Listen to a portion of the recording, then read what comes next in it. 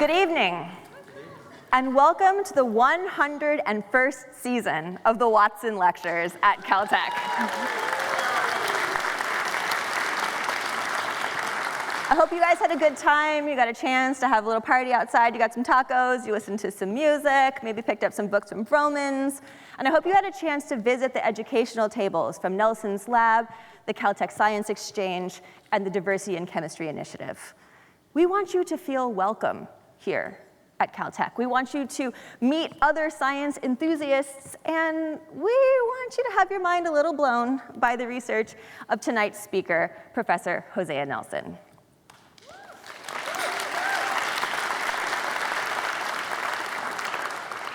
I want to start with a special welcome to the students of Muir and Blair High School.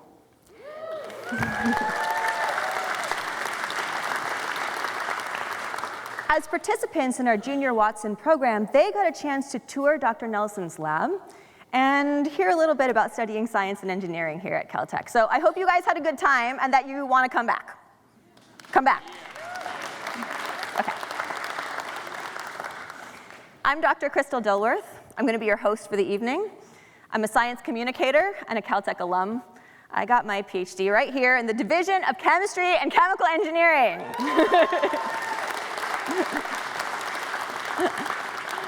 And since then, I've built a career with the goal of making science relatable for the general public. And the Watsons are an amazing way for us to do that because they allow us to pull back the curtain on cutting-edge research. And since they were started in 1922, they have been free and available to the public. Actually, they began because of the public.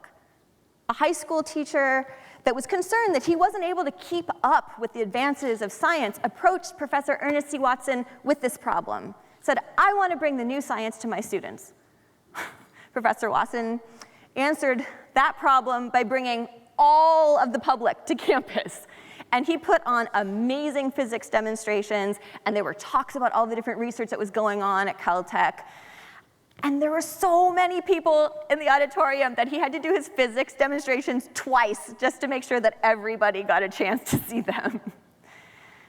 And you know, it's like that spirit of making science accessible and exciting, which is really the legacy of the Watson Lectures and has made this program endure for more than a century. Well, I always like to say that scientists are people too. So before we hear from Hosea's talk, Chemistry of Everything, Uncovering New Treatments in the Natural World, we're going to hear a little bit about Hosea Nelson, the person. So you'll get an introduction from the chair of the Division of Chemistry and Chemical Engineering. We'll show you a short video about Dr. Nelson's life and work. And then after his talk, you guys will get a chance to ask your questions. So if you can, I don't know if there was a QR code here earlier, and it will appear again. We're going to use Slido. So if you can submit the questions that you have for Dr. Nelson using your phone, that will make sure that I'm able to ask those questions on the stage. And if you're old school, and you can find one of our friendly ushers that should have comment cards so that you can fill them out, and then they will take those cards from you and make sure that I get them on my iPad so that we can get everybody's questions answered. And then lastly, afterwards, please join us for tea and coffee and more conversation. It's Caltech. We will talk about chemistry until the cows come home, so please stay and have those conversations with us. Okay, well, can I ask everyone to silence their cell phones and their watches and any technology that beeps, and take note of your nearest exits, just in case. And allow me to welcome the chair of the Division of Chemistry and Chemical Engineering, and most famously, the chair of my personal thesis committee, Dr. Dennis Dougherty. Thanks, Crystal. And welcome back. So you get to see the best part of being a Caltech professor. You get students like that. I'm going to be brief here and just tell you a little bit about Hosea. I know he's going to tell you a little bit more about his life. His path was non-standard, and that's one of the things about Caltech. As we seek creativity, we seek different views of the world, and often that means a different path to get here, that I think really fosters the creativity that Hosea shows in his work. I'll just mention that eventually he ended up here at Caltech getting a PhD in chemistry with Brian Stoltz. And you'll see Hosea just has a magnetic personality, and he was well known around the department. Everybody knew Hosea. He developed a special friendship with Bob Grubbs in the department. They became fishing buddies. Hosea's an avid fisherman and many other things like that. But then he went away, and Berkeley, and then UCLA, and happily, we started to think, we got to get this guy back. He just belongs at Caltech. And so fortunately, just a couple years ago, I'm very proud as chair to say that we were able to lure him back to Caltech and have him be an incredibly important part of our division already. So I'm not going to take up more of his time. I know he's got a lot to say. So let's roll the video.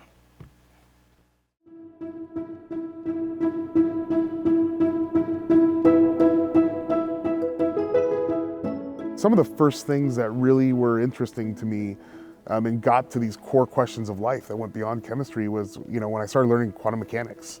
It just sucked me into this world of, this magical or maybe even mystical behavior of the matter that makes up our existence. And so at that point, I kind of just dipped the tip of my tippy toe into an ocean of knowledge and chemistry that's out there. And the thing that's really exciting about what we do is you can keep that feeling forever, right? You can chase that first feeling of aha or discovery or understanding, and you can just keep that ball rolling forever, yeah.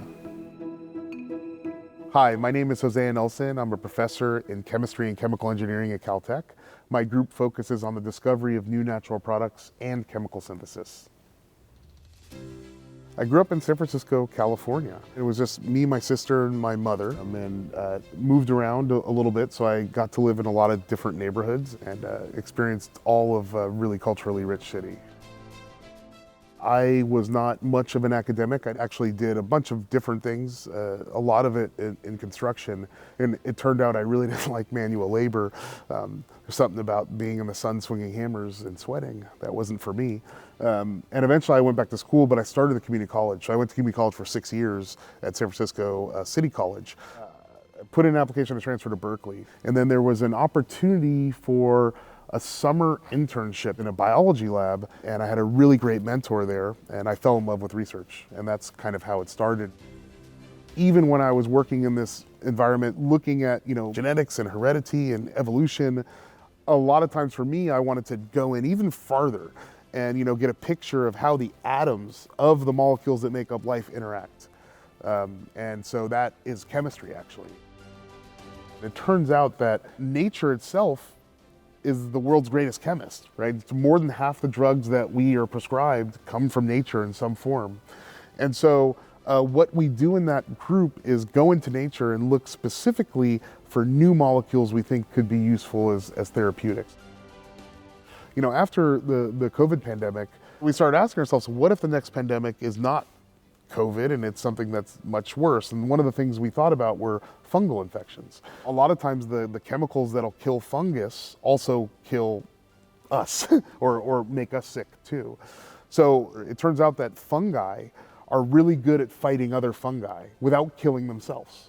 So now we have collaborators who are giving us thousands of different species of fungi, and we're going through those fungi and trying to understand and identify all of their metabolites or chemical components. And we hope that if there is a fungal pandemic, God forbid, we would have a head start and already have some compounds isolated from fungi that we could use. And so that's another example of our approach and the things we're looking at. The biggest driving force for great science is actually creativity and courage, right? And so when I think about my career, usually the perspective of my career has been all these failures, and then it's the parts in between the failures that are the productive research things, the productive parts of my life. It's not about a particular score, it's about just getting in there and doing it, and failing, and then learning from your failures, and then doing the next thing, finding what you have that you can bring to bear on a problem that you like is, I think, more important than all of that. All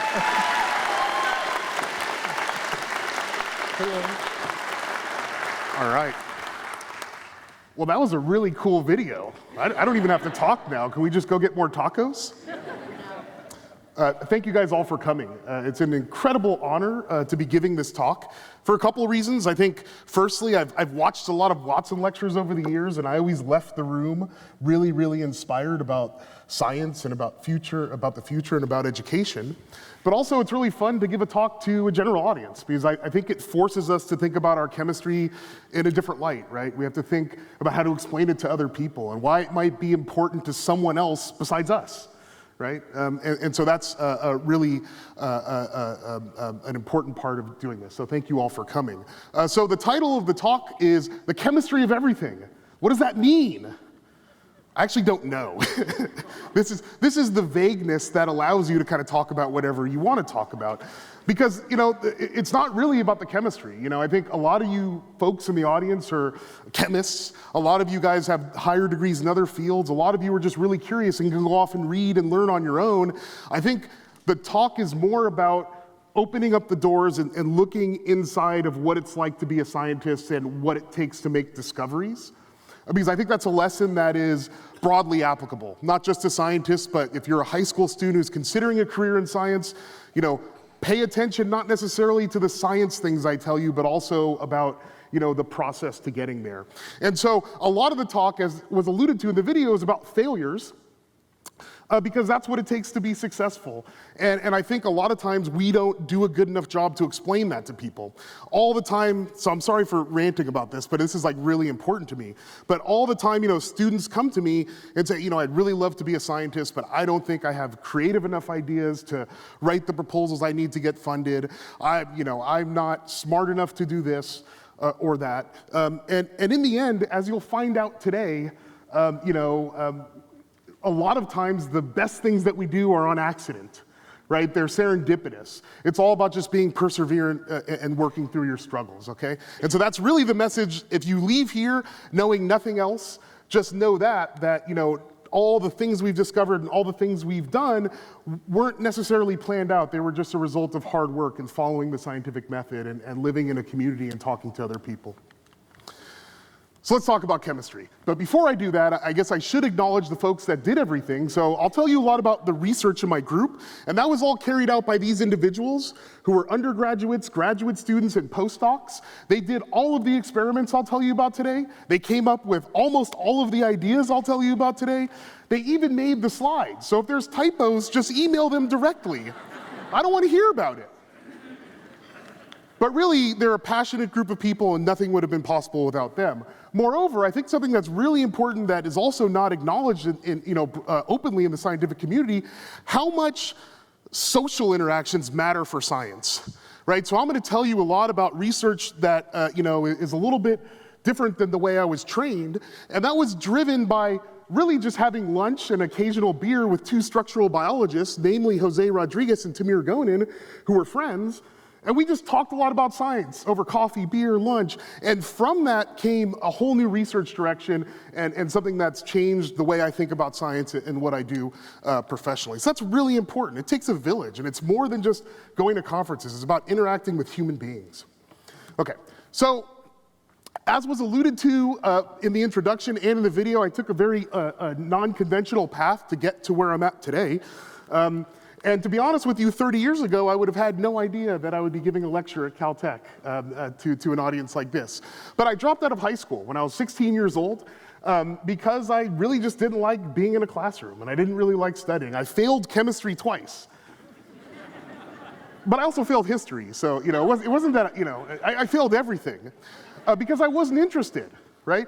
And I said, maybe there's other ways to be successful. And I went off and I tried to be a construction worker, and I became an apprentice doing ventilation work, building HVAC systems in high rises or the same kind of ventilation systems we have in our chemistry labs right now.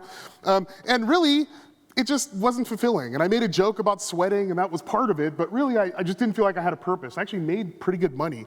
And so I decided to go back to school, and I got my high school diploma when I was around 23, and went to community college for 6 years. And I will say that my favorite movies at the time were The Firm and devil's advocate in LA law. So I decided to study political science at community college. I was going to become a lawyer because, after all, that's the best way to make money and have a great life. It turns out I was really bad at that. I failed. I got bad grades on everything, total disaster. And so I had to do something, right? So I said, well, maybe I'll study math and science, because in math and science, only truth matters.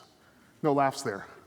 I was laughing inside pretty big, but that was the thing. I said, well, in political science it's about opinion and about this and that, but in science, if I can solve the equation, I'll get the right answer, I'll get an A on the test.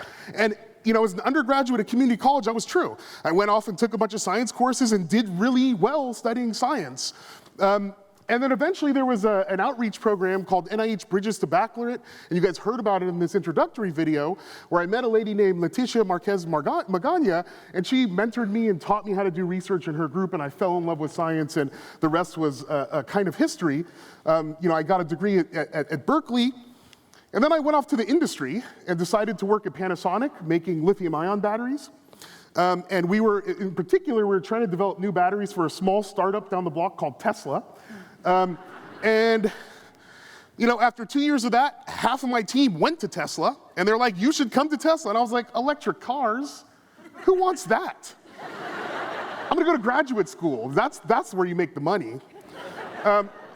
So I went to graduate school, got a PhD here with Brian Stoltz, doing synthetic organic chemistry, and then went off to do a postdoc at UC Berkeley, also doing synthetic organic chemistry. So after that, I became a professor at UCLA doing this so-called synthetic organic chemistry. What the heck is synthetic organic chemistry? Right, so I'm gonna spend a little time talking about that, what motivates us and why we do what we do. And really it revolves around therapeutics and drugs and medicine and how to make them and how to contribute to the world through the chemical synthesis of molecules that may cure ailment. And so, for thousands of years, people have been doing this on their own, right? They didn't need Pfizer to give them a pill to do something. People found treatments in nature. They would grab herbs and plants and pull those things together and find ways to deal with their physical and mental problems. Later on, chemistry came along and said, oh, you know what? We know why you can use these treatments. There's chemicals in these organisms that are directly beneficial for your health. And so one of my favorite trees is the willow tree. It's a beautiful tree, but many of us know that in that tree is a chemical with the formula C9H8O4 that helps you get rid of headaches, right? And that's really cool. And if you look at the chemical structure, that's this molecule here. And it turns out that this idea of drugs and treatments coming from nature isn't limited to the willow tree, right? This is just the simplest example we're all familiar with. In addition to that, we can think of antibiotics. Maybe some of the biggest advance in human medicine is the development of antibiotics. Saves so many lives. That came from a fungus, right? Mold makes a molecule that kills bacteria, and as humans, we figured out how to make that molecule as well, or extract it and use it for improving health, right? Here's a molecule, colchicine, which is used to treat gout, and it comes from this beautiful autumn crocus flower. But the story goes on, and I can keep going, right? Here's my favorite example that organic chemists always talk about, is Taxol, which is a very potent chemotherapeutic, which is isolated from the bark of the Pacific yew tree. Okay, and we'll come back to that later. But in nature, it's everywhere, everything. That's why the title is The Chemistry of Everything. The bark of the trees, the leaves, the grass, the microbes that live in the soil here and feed the trees are also making chemicals, right, that may be useful as therapeutics. The animals running around in the forest that aren't shown in the picture, my imaginary friends, they also make natural products or chemicals that may be useful. The fish swimming in my imaginary stream. I can go on and on, right? It's ubiquitous to life. Living things make molecules to do stuff, okay? And so people have taken advantage of this extensively. This is a pie chart that shows the different sources for on-market drugs. And the thing to note here is just the purple wedge and this orange wedge are not natural products, right? More than half the compounds out there, half the medicines you take are derived from natural sources. And this has been true throughout time, where this blue line represents, drugs on market, and the black line is from natural product derivatives, and the red line is from natural products as they're isolated. And they all, throughout time, they've always added up to this blue line. So I'm gonna give something away. I usually don't do it this early in a talk, but I want you guys to pretty early know what we're trying to do. So what we want to do is we want to characterize all of the chemicals of nature, everything. Right now, we probably know around a couple % of them. And we want to build a library like this, where every single book is an organism, and in every single page of every one of those books is a chemical that organism makes. And then later on, we want to build an extension to the library that describes the function of all those molecules, but that's far beyond the scope of this research project. And so this is really what drives us. Now, what's interesting is that I had no idea this would be what where my career would go. This is a development over the past 2 years. So now there's going to be a little bit of a story about why this is important and how to get there. But I think one of the things that we should note right off the bat is that this is a really challenging problem, right? So we know a fundamental principle of life is the so-called central dogma of biology, where we know that DNA makes RNA makes proteins, right? This is something that is present and a feature of everything. And for you guys who aren't scientists, you can kind of think of DNA as being a blueprint, right? It's the instructions on how to make proteins, and the proteins go off and do things. Maybe if you're an economist, you can say, this is Alan Greenspan, and this is a money machine. That's how we do it. But what's missing from this picture is the actual currency. And natural products, these small molecules, these chemicals I've been talking about, those are the things that actually do stuff. Right? Those are the things that right now you're sitting in your seat and there might be a microbe in your gut that's making a molecule that's making you feel a certain way because of your diet. Right? It goes on and on, all the ways that these small molecules impact our life. And so what's important to note is that it's really kind of easy almost, and the Human Genome Project and all these technologies that have been developed over the past couple decades allow us to think about the sequence of DNA and learn a little bit about the protein structure, what they might do, but what natural products are made from a particular genome is basically at this point impossible to figure out. So we're stuck in this situation where we have to go in and actually find these compounds in nature, figure out what they are and figure out what they do. And maybe that'll change in the future, but for now and over the next couple decades, this is the game. Okay. So far, we've discovered around 400,000 natural products, right? And that's over 200 years of research. How many natural products are there? I don't know. I have a friend, I was talking to him yesterday about this, he said, there's probably 1 trillion. So I don't know, maybe that's a high-end estimate. But what I do know is that there's hundreds of millions of organisms, right? And these organisms make a lot of compounds. So I'm almost certain that there's tens of millions of natural products out there waiting to be discovered. Okay, so back to this guy, Taxol. So this is a molecule, and I showed you as an example of a molecule that comes from nature that's useful for treating cancer. Organic chemistry, so I'm going to give you my crash course in organic chemistry, is about thinking about ways to make these molecules, right? And I'll explain why we have to make them sometimes. So it turns out that it takes to get a kilogram of Taxol, it takes 14,000 pounds of bark of this tree. Right? And some people in the audience are like, that's great. We can just grow trees. We got water, we got sun. It's going to work out fine. It turns out that this tree takes 100 years to grow. So if you wanted to run a clinical trial of Taxol derived from the Pacific yew tree, you would have to eradicate the species from the planet Earth and maybe never, ever have a second round of treatment. So that's a problem, right? So it's completely unsustainable. So organic chemistry is about figuring out ways to make these molecules, at least that's a big part of organic chemistry, figuring out ways to make these molecules from sustainable, quote unquote, sustainable sources.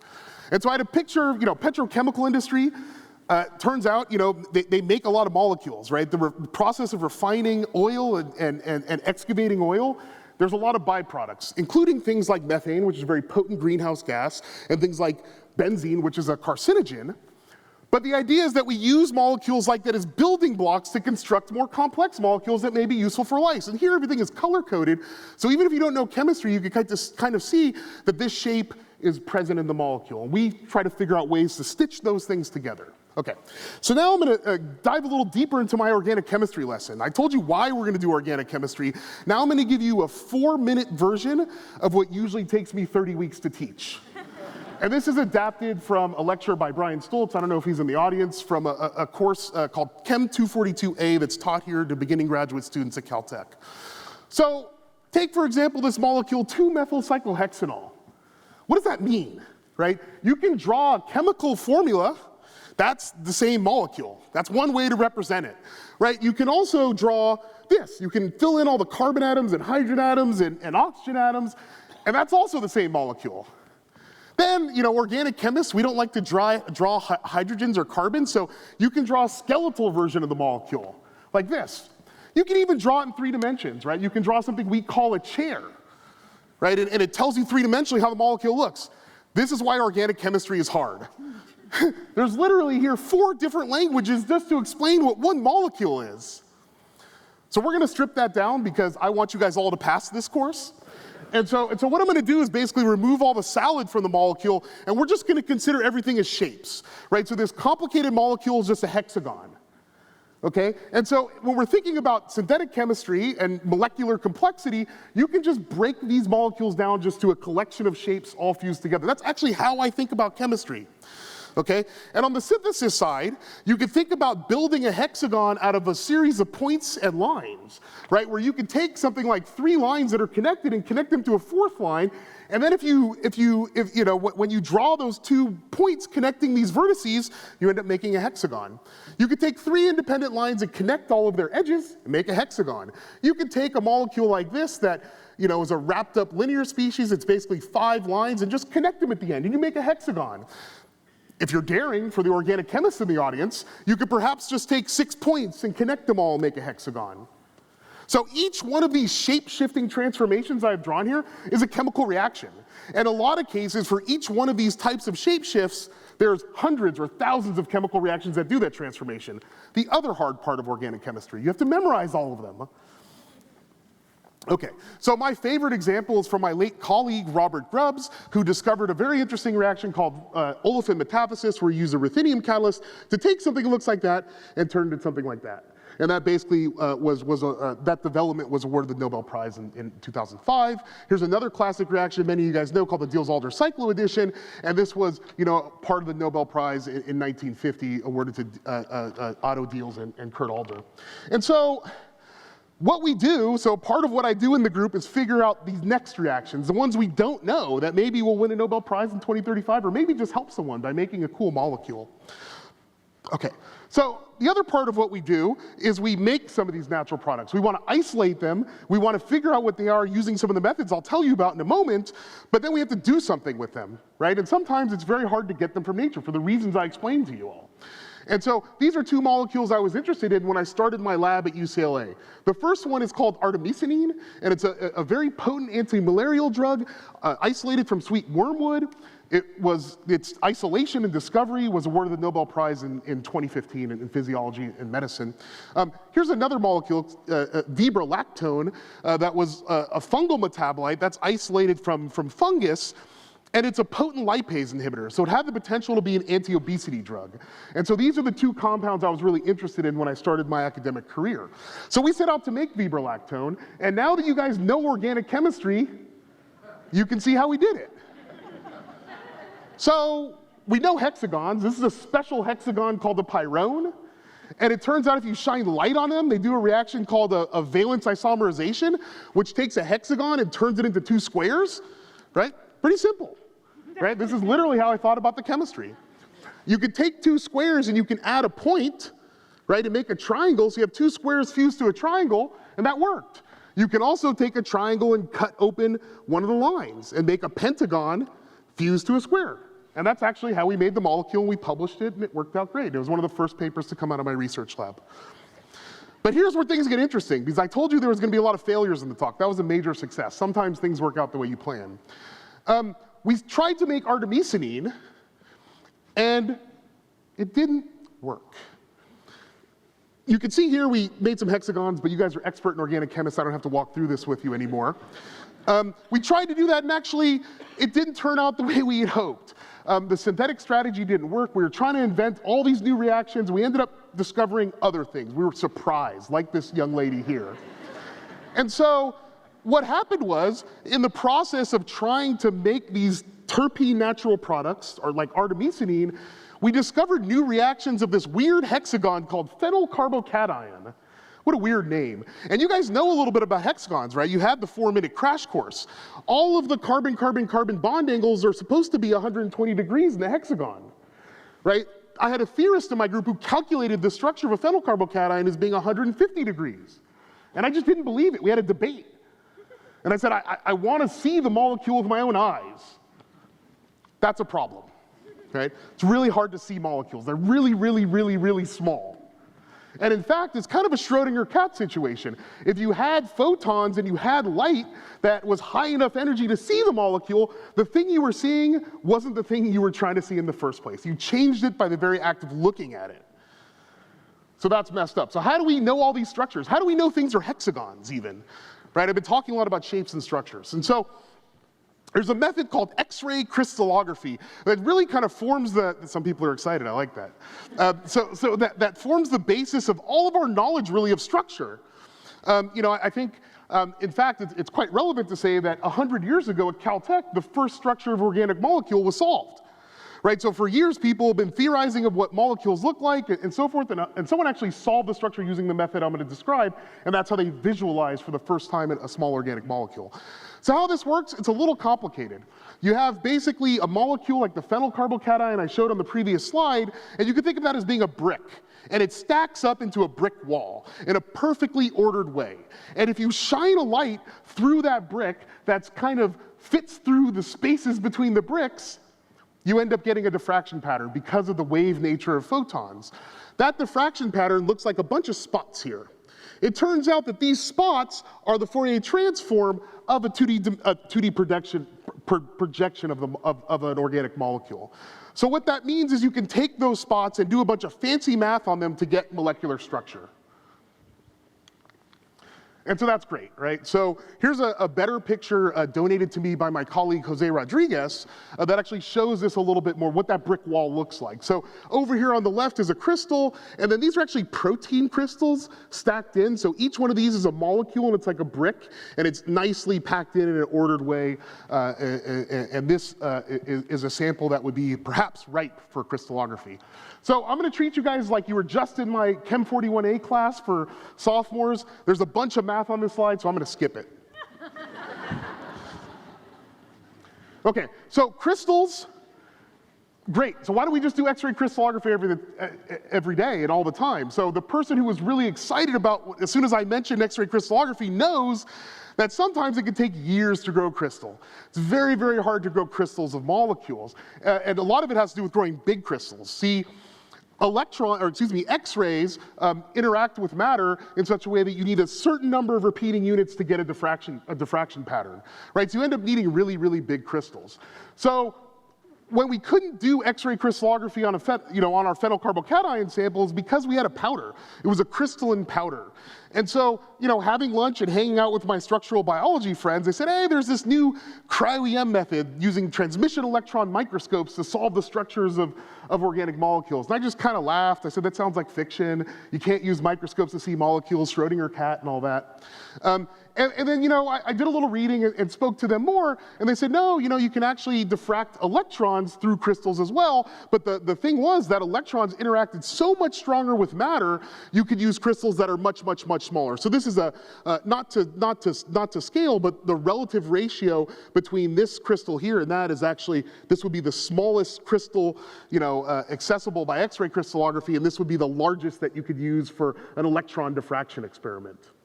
So this method that they were talking about was called microcrystal electron diffraction. You could take microcrystals and shoot electron beams through them and get structures of molecules the same way you do with X-ray crystallography. So how this works is you actually will have a sample of your stuff of interest, and you suspend it in some sort of liquid to make a slurry, and then you deposit it on this little 3mm TEM grid, really, really small. And then you stick that TEM grid in a TEM holder into this transmission electron microscope, and there's an electron gun at the top that shoots electrons through the sample at around 3/4 the speed of light, and it makes diffraction patterns. It hits a detector down here that collects those diffraction patterns, and then you can take those diffraction patterns and turn them into a three-dimensional structure to understand what the sample was. Okay, so this is actually an example of diffraction from a sample we thought was a phenylcarbocation. See all these spots, it's really cool. We want to do math on it and solve this problem. Unfortunately, the data quality was incredibly poor, right? And as soon as we rotated the sample, all the spots went away, and you need the spots to stay there when you rotate the samples. So what we did, and here goes another surprise, that was a failure, right? We tried to do this, and it didn't work. So literally, the student who was working on it, Dr. Chris Jones, or I should say Special Agent Chris Jones, he now works for the FBI, I said, hey, why don't you just do this on other organic molecules? Because you spent all this time learning how to do this method, and maybe organic chemists will be interested. Just maybe. So he goes into our chemical stock room and just grabs some random chemicals from all over the place and just solves their structure. So for example, he could take a bottle of progesterone, and here's this little 3-millimeter grid, and stick it in the powder, and then he puts it in a transmission electron microscope, and he gets these little crystals, and this crystal is probably a micron to half a micron long. So this is a millionth, or even maybe 500 billionths the size of a yardstick, right? This is a really, really small thing. And then he collects diffraction movies and solves the structure of progesterone in 30 minutes, which was quite amazing. And I think there were some hints that this could become a transformative technique in organic chemistry. We were later recognized by Science Magazine, and his work was recognized by Science Magazine as being one of the greatest breakthroughs of 2018. Okay. So what we have now is a really nice hammer, right? So we have this method. We couldn't use it to solve the structure of the thing we wanted to solve, right? We published a nice paper that got a lot of attention and a lot of excitement in the pharmaceutical industry and other places, but we really actually wanted to impact human health and humanity, right, on our own. And so, it turns out that natural products are often isolated in really small quantities. And so our pitch and our idea was we could use microED because it utilized such small quantities of sample to characterize natural products. And so we went out to the community trying to find really famous natural products that people were unsure of their structure, so we could solve a big problem and let everyone know this is a real method. So one of the things we looked at is this molecule, lomoviticin, and this was isolated in around 2000, and it's a potent DNA alkylator, has all sorts of potential biomedical applications. And people have been working on it for 20 years. There were literally $10 million of federal grants out to study this molecule, but there wasn't really much coming out of it. Like, there were some basic studies that made sense, but no one was ever really able to synthesize it. No one was really ever able to nail down exactly how it worked in alkylated DNA the way it did. And so we actually suspected the structure might be wrong, which was very much against what the opinion was in the field. And so we were correct, actually. We solved the structure of lomoviticin in 2021 that showed that the structure that was published in 2000 was incorrect. And now hopefully there's going to be several groups around the world pursuing the total synthesis of this molecule and actually put it in the hands of chemical biologists so we can understand how it works. And we got some press, and we achieved our goal of proving that this methodology was useful. So the pandemic hit, and we're back to social interactions in chemistry. A lot of us had a little bit of extra spare time on our hands. And for me, that meant, instead of going to lab and office, I'd spent more time in the cafe, right? Maybe I'd go to the bar more often. Maybe I'd go out to dinner more often. And I had a buddy, Yi Tong, who was also a Caltech graduate. He's a professor at UCLA. He got his PhD in 2004 here, working with Provost Terrell. And we were sitting around, and the pandemic was raging, and he said to me, if this were a fungal pandemic, we'd be in big trouble. Because of the level of contagion for coronaviruses, we were somewhat lucky that the mortality rate was as low as it was, or else the pandemic would have been a whole lot worse than it was. And in his opinion, fungal pandemic posed an existential threat to humanity. And he told me, it wasn't my idea, that if we want to look for treatments against fungi, we got to be looking in fungi because they're really good at killing each other without killing themselves. And so we started doing natural product exploration strictly in fungi. We collected a library of 15,000 fungal strains, and we're going through them looking to find new natural products. The first one we looked at is this molecule fissurin. And so I only had 4 minutes for my basic organic chemistry lecture, so I had to leave something really important out. But there's something else called stereochemistry. So you know what a hexagon is now? It turns out that when there's dashed lines going to an atom, that means the atom's going into the board. And if there's a wedge connected to an atom, it's coming out of the board. And so in 1995, when fissurin was isolated, it was unclear where these oxygen atoms were going. We knew the overall structure, we just didn't know where they were going. And then in 2015, a group used some computational chemistry to predict this as the structure of fissurin. And so this molecule, I forgot to mention, is really, really potent. It's very, very good at killing fungi. So we decided to work on this, and we solved the structure. For you crystallographers in the audience, has a very interesting asymmetric unit. We could talk about that later, but there's 6 fissurin residues in there, all with varying bond rotations. And that got some press. It was pretty cool. The way we did it was, we used this method called genome mining, where we can get some ideas from the genes about what type of metabolites were made, and then we used that to make fissurin and eventually solve the structure. But what was wild is that the structure that we solved didn't match the predicted structure from the theorists. And so I'm pretty confident in our structural solution, but I think it'll have to be determined ultimately by someone synthesizing the molecule. Okay. So the bottom line is, it took like a year to solve fissurin, like 6 months to solve the lomoviticins. And I just told you that I want to solve the structures of 10 million compounds. My research labs look at me like I'm crazy. That's a lot, right? It's going to take a lot of years, right? So we have to develop methods to get more structures quicker. So when you take an organism and study its chemical components, you use an instrument called an HPLC, high pressure liquid chromatography, and what that does is it separates all the compounds into these little peaks, or these little the different colors up here. And if you take something like a mushroom and throw it into an HPLC, it's actually going to look just like this, because that's what this is. There's going to be tens or hundreds of peaks.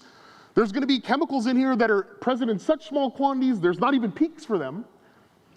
Right, so it gets really complicated. And actually, if you took a sample or a biopsy from a gut microbiome, a patient that had IBS or something else related to the gut microbiome and wanted to study the metabolites, or if you took a sample from a plant, or if you took a sample from a culture of bacteria you were growing on a petri dish, it would all look like this, very complex, right?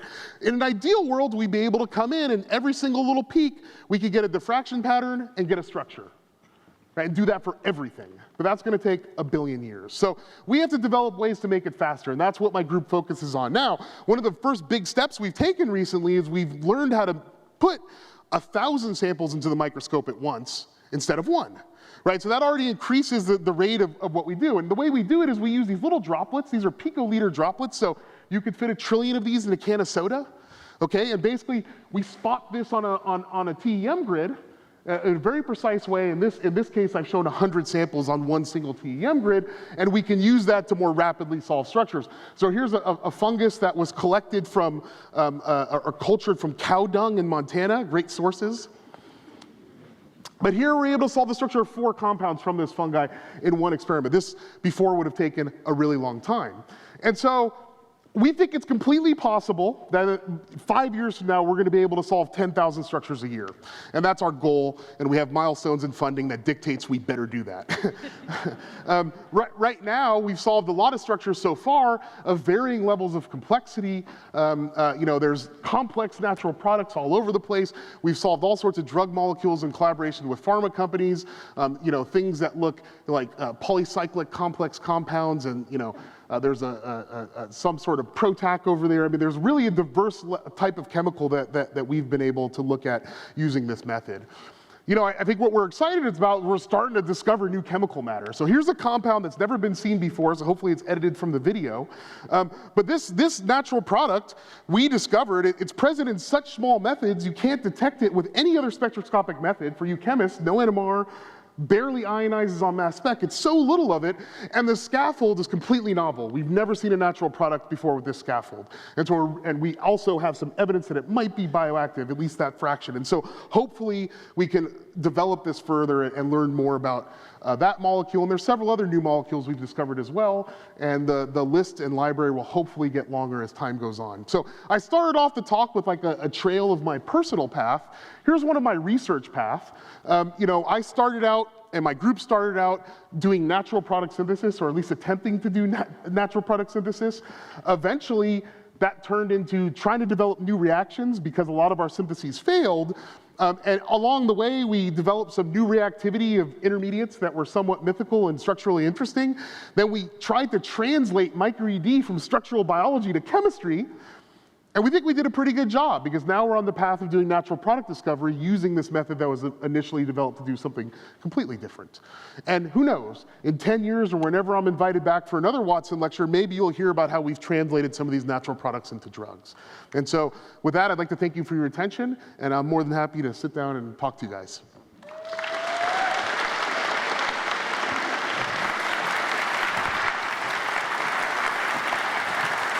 Thank you so much, Hosea.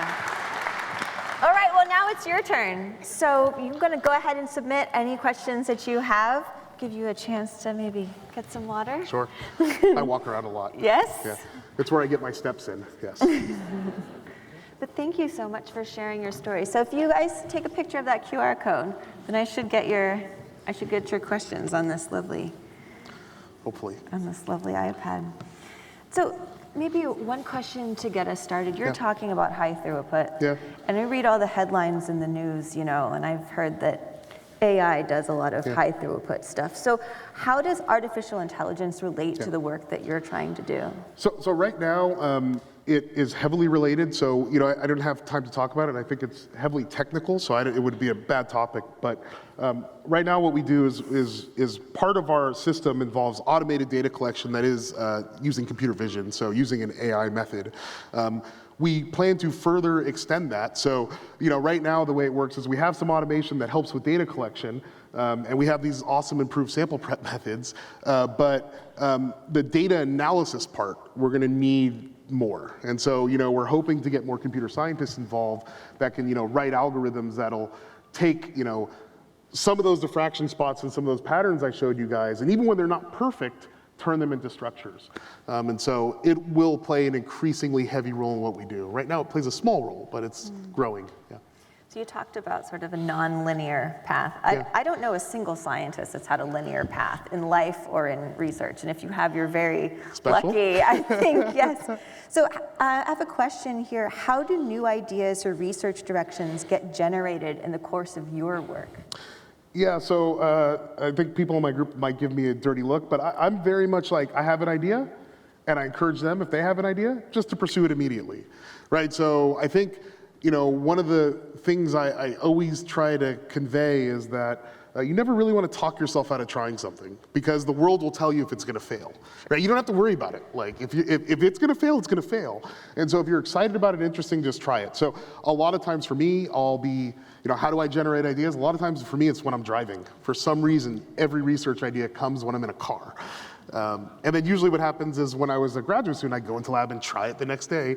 And now I just send out Slack messages. Hey, this is a cool idea. One of you guys should try it. Such a professor thing And then they Slack to each other. This guy's crazy. I see you guys. Yeah. So kind of on that similar note, like as a scientist, how do you cope with the sheer amount of time it takes you to get meaningful results? I mean, you talked about failures. Mm-hmm.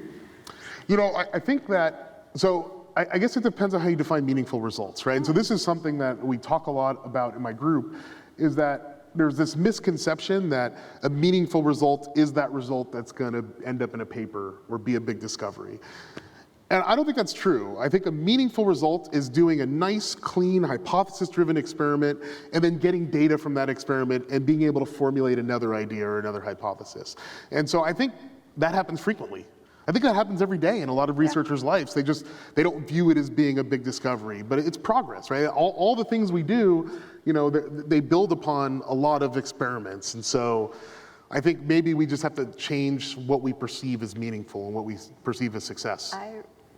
Having gone to grad school, I really like that answer a lot. It's the truth. It is. I mean, if you could only be happy when you had a quote-unquote traditional success, you'd be sad all the time. You would. And that's no way to live life, right? And so, people, it's like, you need to, on a daily basis, be happy being you and be comfortable in your skin. And I think part of that is, having some perspective on what you're trying to do and why you're trying to do it and what it actually means to be successful. And I think, like I said, it's just about, from a scientific perspective, it's just about doing something clean that has results. Yeah. I have a few technical questions for you. One of them is, do we have subgroup next week? I think that's funny, huh? Submitted by Anonymous, so. I know exactly who it is. Sorry. So one of the actual questions is, have you sampled slime molds to discover natural products? I don't think we have. We've sampled a lot of things. We've done feces, we've done plasma. I don't think we've done slime mold. Maybe did David here tell me, am I correct? We haven't done it yet, right? No, we have not, thank you. Yes. And the next question is, what happens, or what does it mean when you solve the structure? Yeah. Is that, so you've cured the disease after you solve the structure? No. So the way it works is, we solve a structure, and then we have to go, hopefully the samples are pre-selected, so we already know they're biologically active. And in that case, we solve the structure, and it allows you to do two things. Number one, it allows you to think about why the molecule may be bioactive. And number two, you can modify it to make it into something that's more suitable to be a drug.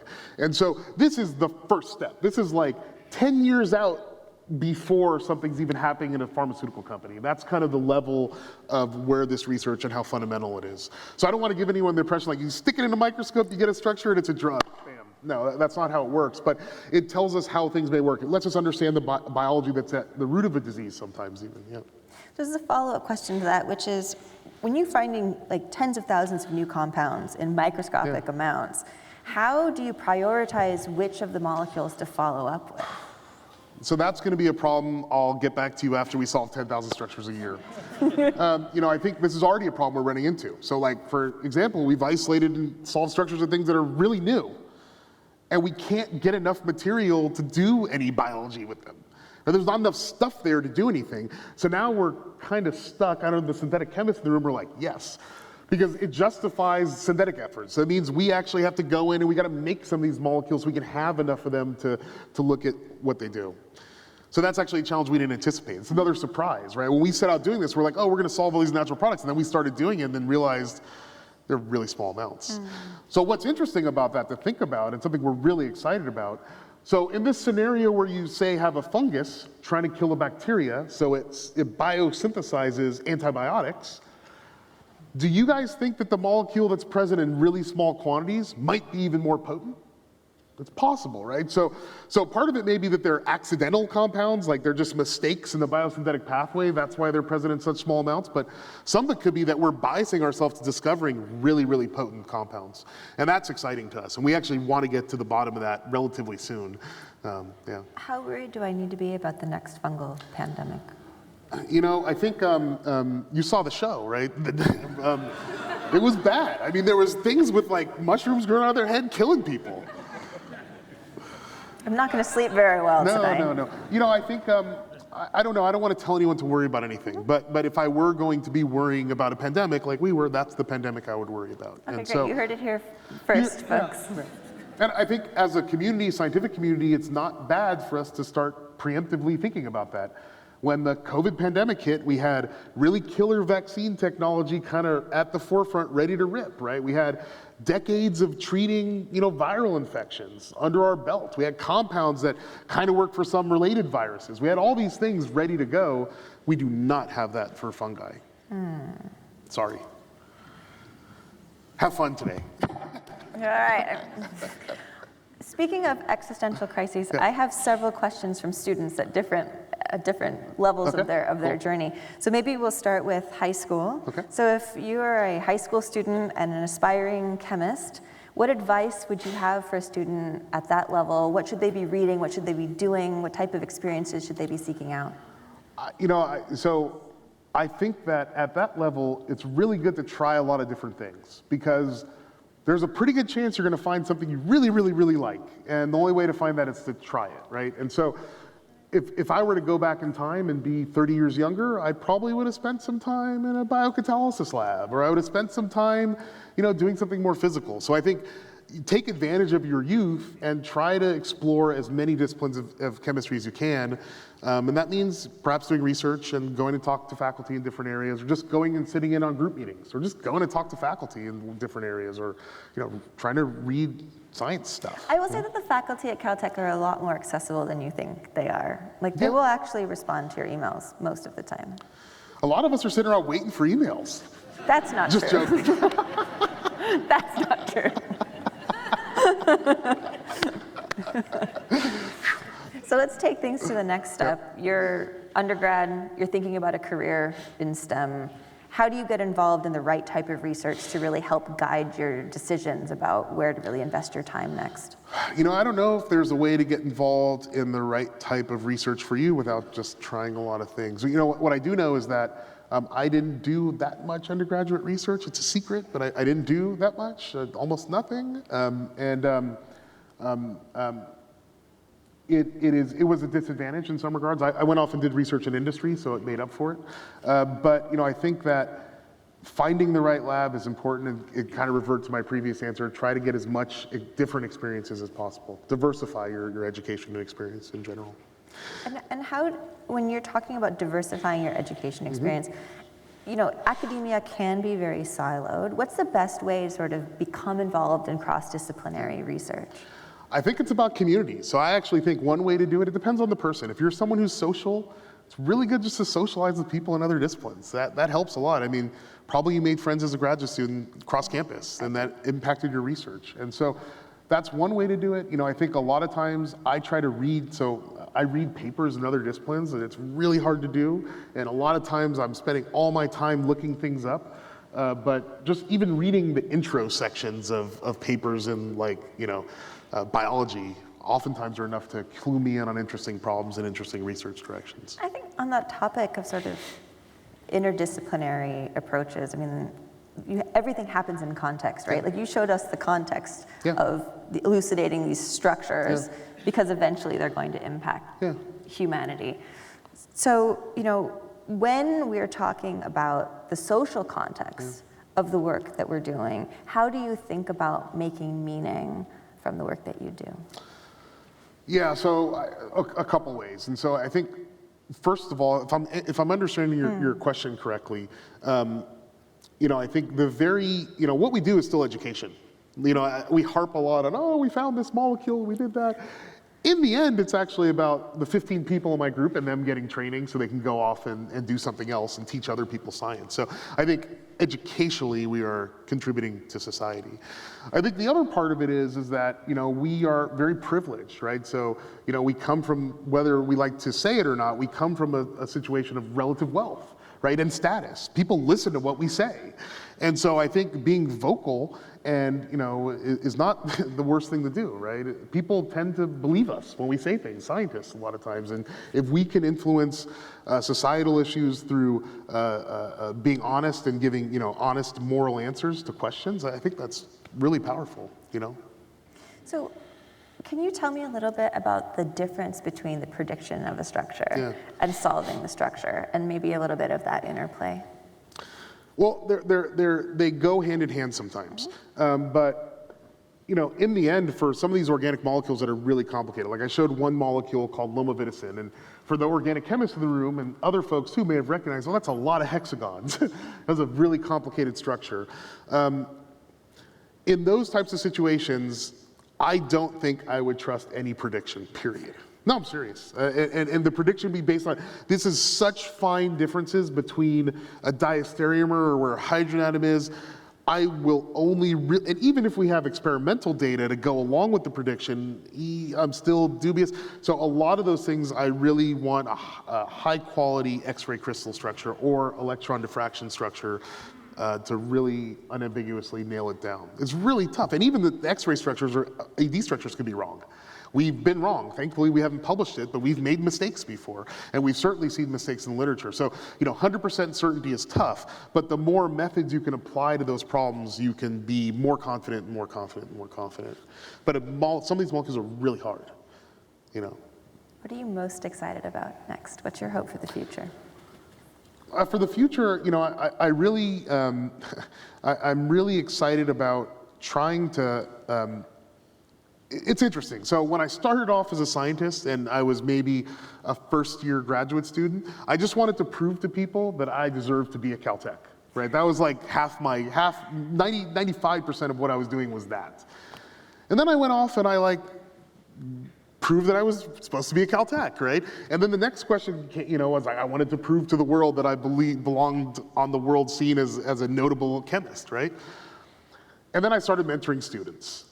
And then it became a little different. I was like, oh, you know, I really, really want them to succeed. And I really, really want them to make the discoveries. And now I'm getting even older, and now I'm like, hey, I actually want to impact the world and maybe, you know, change the life of one or two people. So I really do think that there's different things that we're excited about. But for me, I am really excited about finding some compounds that are bioactive against a disease that is otherwise unaddressable. And that would be the thing that would make me the most happy right now. All right, well, you're my hope for the future, to fight against the next fungal pandemic. All right. So, thank you. Thank you very much for your time and for sharing all of your work with us. And for transforming the way we think about chemistry. Yep. Yeah. Thank you.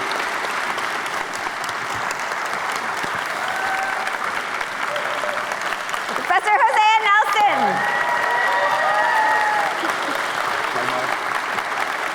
Thank you. Take it, they love you. Okay, I do. Thank you.